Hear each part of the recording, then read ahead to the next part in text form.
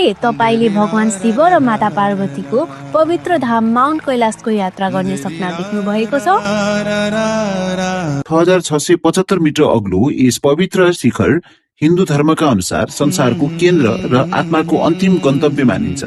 त्यसैगरी कथन अनुसार माउन्ट कैलाशको काखमा अवस्थित मानसरोवर ताल भगवान ब्रह्माले आफ्नो ध्यानमा सिर्जना गरेर पृथ्वीमा ल्याउनु भएको ताल हो र गौरीकुण्ड माता पार्वतीले स्नान गर्नुभएको पवित्र ताल हो।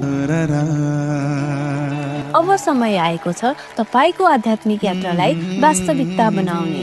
हाम्रो विशेष माउन्ट कैलाश मानसरोवर र गौरीकुण्ड यात्रामा सहभागी हुनुहोस्। समूहमा आउनेलाई 5% छुटको व्यवस्था समेत रहेको छ। आजै आफ्नो स्थान सुरक्षित गर्नुहोस् र जीवनको पवित्र यात्रामा सहभागी हुनुहोस्।